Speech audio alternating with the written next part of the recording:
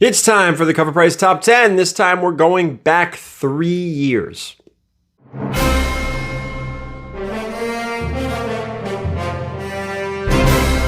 All right, guys, we're going to get into this top 10 from 3 years ago. Before we do, you know what to do. Hit me up on all the social media, the subscribe, the thumbs up, the comment down below. Also, check out Covrprice's YouTube channel and check out covrprice.com because you can get a free, try it for free and see if you like it. You can get yourself a membership, and there is a discount code down below if you want it. With all that being said, we're going to get through this top 10. What this is Covrprice's top 10 from 3 years ago. What we're going to do is look at those prices then and see where those prices are today. Were these books a boost? Were these books a bust? And let's get right into it and start out with number 10. This is XMen number 4. The first appearance of Omega Red was rumored to appear in numerous MCU projects like Black Widow, Falcon Winter Soldier, like Mephisto, another frequent rumor. Their rumored inclusion became a running joke with fans. Yet it was 3 years ago when these rumors first picked up. Moving near mint raw copies at $21 and $175 for 9.8s. 3 years later, we now know that Omega never showed up. In fact, the thought that Marvel would introduce X-Men via this villain is in hindsight silly. Yet these rumors were so strong, with leaked set images and all, that near mint raws hit as high as $80 and CGC 9.8s hit as high as $500. Today, fans still buy this book like hotcakes, though near mint raws sell for $27, which is a boost at $6 in 3 years. And 9.8s have fallen to $138. It is a boost raw. It is a bust graded. Guys, this book is everywhere. There are a ton of X-Men number 4s out there. Doesn't make it a bad thing, just makes it probably way overvalued at $500 in a 9.8. And I'll tell you right now, if Omega Red came out tomorrow in the MCU, I don't think this book would see $250. I feel like the value of this should be somewhere between $200 and $250 if he appears. And right now, what are we at? $138 for a 9.8? Seems like a fair price. And of course, you probably get a little bit of a bump with a newsstand, and the signature series with Jim Lee on there, of course, will give you a little bump as well. Let's get to number 9. This is Countdown number 31. 3 years ago, there was a ton of build up to the upcoming miniseries Batman 3 Jokers by Jeff Johns. When that series was announced, fans clamored for hints of who these 3 Jokers were.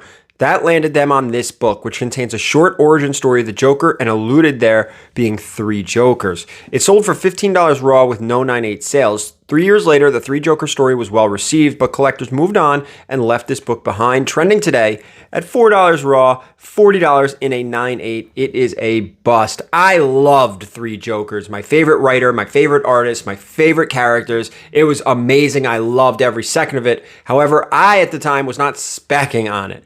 I never even knew people were talking about this book. I always assumed it was a original story told that didn't really involve other arcs. I don't know. Anyway, don't fall for that stuff. Let's get to number 8. This is Batman number 90. The first full appearance of the designer was one of the hottest books on the shelf 3 years ago. This mysterious villain excited fans who saw long-term potential in this possible new rogue for Batman. Raw copies sold for $21. 9.8 sold shortly after for $125. 3 years later, we now know that the designer was a corpse partially resurrected and controlled by the Joker, using his own zombie chemical formula, very Weekend at Bernie's style. This first has since fallen to $10 raw, $50 in a 9.8. These prices still trend due to long-term hope that another writer will actually bring the designer back to life, but for now, this is a bust. Again, those modern Fomo style books, you could always sit and wait. And you know what? Even if you miss out on one, the other 9, let's say you do this for 10 of them. You sit on 10 books, maybe one doesn't come back down to earth. And I think that's okay to get good prices on 9 out of 10 books. Let's go to number 7. This is Batman number 412. If you recall where the world was 3 years ago today, we were right smack at the beginning of COVID, shutting the entire world down. The hottest book going into this closure was Punchline, so fans had little to speculate on. Yet somewhere, somehow, someone suggested that Batman villain Mime, who first appeared in this issue, had a connection to Punchline and could even be the Punchline herself. And yeah, this felt like a stretch then. Yet this rumor pushed Raw copies to $36 with no 9/8 sales. 3 years later, we now know that these two similar characters had nothing to do with each other, and this book fell to its current near mint Raw price of $10. Still, this was a bust. I don't know. I never felt for that. I always thought that it was common knowledge that Punchline was a new character. I didn't, and I do remember people speculating on this book, but I thought it was a silly spec. Let's go to number 6. A lot of DC on this list. This is Batman 89. Punchline was all the rage of 2020. Her first partial cameo was trending at $40 Raw, $150 in a 9/8. 3 years later, Punchline is still relevant. However, Hella Risen has taken the lead. This issue today is no slouch and sells for $55 in a near mint Raw, $102 in a CGC 9.8. Boost Raw, bust, graded. Yeah, I remember Batman 89, Hella Risen 3. Everybody was going back and forth on which ones to grab. They were getting pulled off the shelves so fast because of COVID. Everything was pushed back, if I remember correctly. Some LCSs weren't even opening. You had to get them through mail. It was just, I remember chaos. God, the beginning of COVID. Let's go to number 7. No, that's a lie. 5. Let's go to 5. We already did 7. Let's go to number 5. This is Nightwing number 70.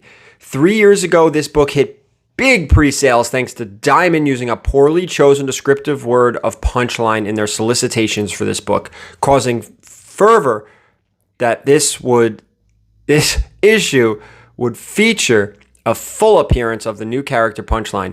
Yet it was quickly revealed that she did not appear in this issue at all. Hence, prices tumbled quickly. Yet it still sold a ton of copies and trended at $40 for a near mint Raw with no slab sales. 3 years later, this book has fallen to $14 in near mint Raw with recent CGC 9.8 at $45.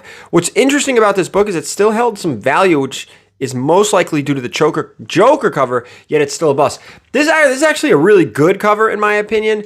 That's the only reason why it's holding any type of value. And the only other thing I could think of is that because it's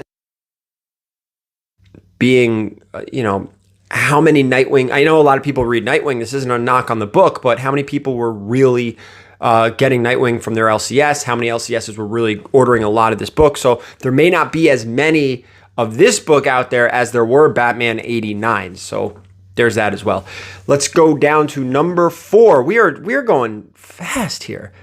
This is Fantastic Four 352.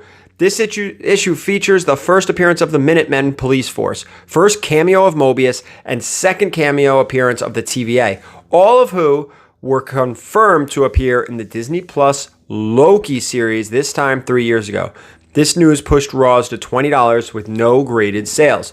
3 years later, despite a high sale of $335 for a 9.8 in March of 2022, current prices have fallen to $12 in near mint Raw, $42 for a near mint for a 9.8. While this issue is a bust, the TVA feel and Minutemen feel pretty integral to the MCU's overarching multiverse storyline for Phase 5. Yeah, I definitely agree with the reason why these things exploded, and I also agree why there should still be value there, because these characters and the whole timeline and the TVA and Loki season 2 is around the corner. I could see why they should be a little bit more expensive than they are, but hey, this is the current market. Spec is not as frequent or is driving the price as much as it used to. Let's get to number 3. This is Year of the Villain, Hella Risen, number 3. There's not much more to say about this first full appearance of Punchline. It was incredibly hot 3 years ago and trending at $35 Raw, $170 in a 9.8. 3 years later, while she hit a high of $450 in a 9.8 in May of 2021, her first currently sits at $67 for a near mint Raw, $181 in a 9.8. It's a boost when you compare it to where it was 3 years ago. What was described as a FOMO character at the time, has proven to have some staying power. Sorry, I was just literally thinking in the middle of this, like, wait, are these numbers correct? Again, remember I said 1 out of 10? Well, if this is the 1 out of 10, it's okay. You missed out on this one, but you did well in the other 9. You didn't overpay for the other one, and then the other 9. And then think of this. I'm going to hit you with the crazy math equation here. Let's say there's 10 FOMO books out there, okay? And you miss all 10, and you want to go buy them, all right? only let's assume my theory is correct, which it could be wrong. You know, I'm not, don't take what I say as gospel. Take it with a grain of salt. But if you save money on the other 9 because you wait and the prices come back down to earth and you buy all 9 of those, you probably saved enough money to go buy that 10th book at a higher dollar because you missed out and still come out ahead instead of buying all 10 books at top dollar. I hope that makes sense. It sounded right in my head. Hopefully it sounded right coming out of my mouth. Let's go to number 2. The Spectacular Spider-Man, number 176. Now, here's the book where many collectors spec'd on the coronavirus, as it was called back then, and made everyone question collecting comics in 2020. Yes, we're talking about the first appearance of the villain Corona. It hit highs of $40 in a near mint raw with no 9.8 sales. 3 years later, this book now sells for $5, but has the cover that takes you right back to the thick of the COVID pandemic. This was ultimately an obvious bust, but one 9.8 did come to market in December of 2021 and sold for $350. 9.8s are hard to obtain for this book, and we wouldn't be surprised if someone paid that premium again for a 9.8 and the novelty of owning one. This book, if anybody paid $40 for this book, raw, shame on you. I mean, thought I had jelly on me. I mean, come on. The writing was on the wall with this one. All right, we're going to get to number 1. Before we do, guys, want to remind everybody to check out Covrprice.com. Check the description down below. Get yourself a discount code. And now, without further ado, let's get down to number 1. This is Spawn 306, the Gunslinger variant. 3 years ago, McFarlane was bringing back Gunslinger Spawn into his own series. While his first appearance is super pricey, this McFarlane variant for issue 306 features Gunslinger Spawn on the cover and was an instant buy on day 1 and hit a high sale of $40 for near mint raw.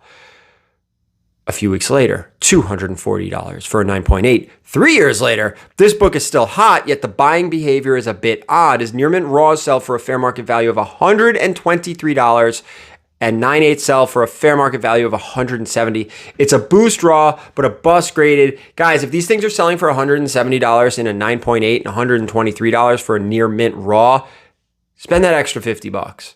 All right, I know $50 is a lot of money, but spend that extra $50 to get the 9.8 if you're hoping to submit a near mint. Because think about this. If you buy this book at $123, we'll just say $120 for a near mint copy, and you spend the $30 to $40 to send it out to CGC, you're now up to $150, $160 when you could possibly get a 9.8 for $170 when you don't even know if the one you're sending in is a 9.8. So do the math, guys. If you want the 9.8, just go for it. Just go get it.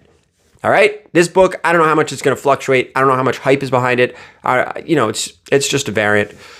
Woo, that was a mouthful. We blew through that list, huh? All right, that's it for me. Let's wrap this thing up. This list from 3 years ago features a splattering of flavors of the week. Many were obvious busts. Featured failed specs like the Designer and a pandemic buy like Corona. Yet Punchline survived the market value waves of the past 3 years. Multiple books on this list like Omega and Gunslinger Spawn did better raw than they did graded, which is uncommon. Yet both Jim Lee and McFarlane had major signings over the past 6 months.